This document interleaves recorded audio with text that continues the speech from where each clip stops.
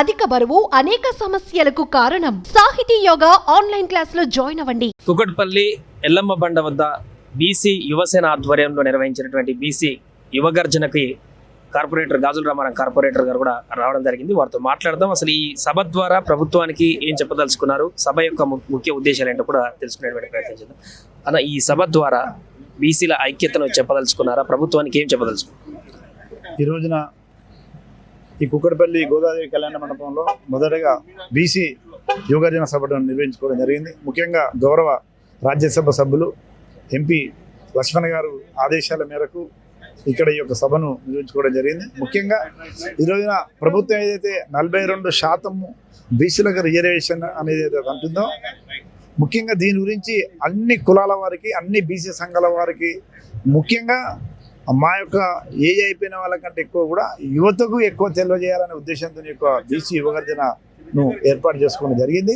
ఈ 42% వెనుక ఉన్న కుట్ర ఏంది, దీనివల్ల బీసీలకు నష్టమా లేకపోతే లాభమా అనేది కూలంకషంగా చర్చించి వారికి ఒక మంచి మెసేజ్ ఇవ్వాలనే ఉద్దేశంతో ఇక్కడ బీసీ కమిషన్ చైర్మన్ మాజీ ఉకులాభరణ కృష్ణమోహన్ గారిని పిలిపించి, కొంతమంది వక్తలను కూడా పిలిపించి ఈ యొక్క అన్ని కుల సంఘాలకు కూడా మనకు జరుగుతున్న అన్యాయాన్ని రాజకీయంగానే, ఉద్యోగపరంగా కానీ, లేకపోతే ఇంకా వేరే విద్యాపరంగా కానీ మనకు జరుగుతున్న అన్యాయాన్ని వాళ్లకు కూలంకషంగా ఈరోజు వివరించడం జరిగింది.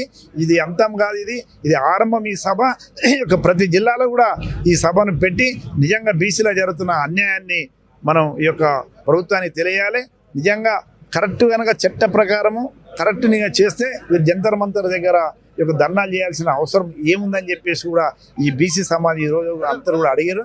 కాబట్టి మేము ఈ యొక్క ఉద్యమాన్ని ఇంతటితో నాపం. 42% మేము అన్ని రంగాలలో మాకు 42% రిజర్వేషన్ ఇచ్చే వరకు ఈ పోరాటం జరుగుతూనే ఉంటుందని చెప్పి మొన్న మధ్య ప్రభుత్వం 42% సంబంధించి ఆర్డినెన్స్ కూడా విడుదల చేస్తూ కొద్ది రోజుల్లో ఇంప్లిమెంట్ అయిపోతున్నట్టు కూడా ప్రకటన చేసింది. బట్ ఇప్పటి వరకు దానికి సంబంధించి అఫీషియల్గా ఇంకా ఇంప్లిమెంట్ కావట్లేదు.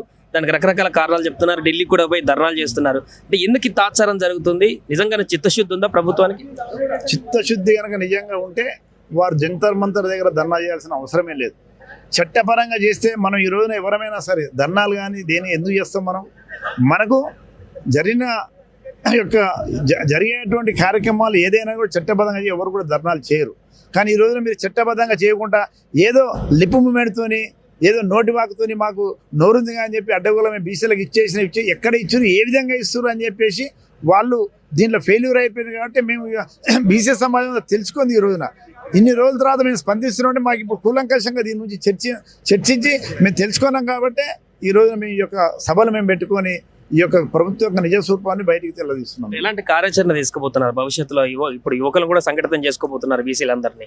సో రాబోయే రోజులు ఎలాంటి కార్యాచరణ ఉండొచ్చు? తప్పకుండా మేము ఇప్పుడు ఇది అంతా అయిపోయిన తర్వాత మేము కోర్ కమిటీ ఒక మీటింగ్ పెట్టుకోవాలనుకుంటాం. కోర్ కమిటీ పెట్టుకుని కోర్ కమిటీలో మేము డిసిషన్ తీసుకొని ఏ జిల్లాలో ఏ విధంగా ఏ నాయకులు పిలిపించి, ఏ వక్తలను పిలిపించి మన సమాజాన్ని మేల్కొల్పాలో అటువంటి వక్తని పెట్టుకొని ప్రతి ఒక్క జిల్లాకు ఒక కార్యక్రమం చేసుకుంటూ పోవాలని ఆలోచన చేస్తున్నాం. సుమన్ టీవీలో మీ పర్సనల్ అండ్ బిజినెస్ ప్రమోషన్స్ కోసం కింది నెంబర్కి కాంటాక్ట్ చేయండి. డ్రగ్స్, గంజాయి లాంటి చెడు వ్యసనాలకు దూరంగా ఉండండి. తాత్కాలిక ఆనందం కోసం జీవితాలని నాశనం చేసుకోవద్దు. డ్రగ్స్ విక్రయాలు, దందాలు నిర్వహిస్తే 1800599696 టోల్ ఫ్రీ నంబర్ కి కాల్ చేయండి. డ్రగ్స్, గంజాయిని నిర్మూలిద్దాం, భవిష్యత్తును కాపాడదాం.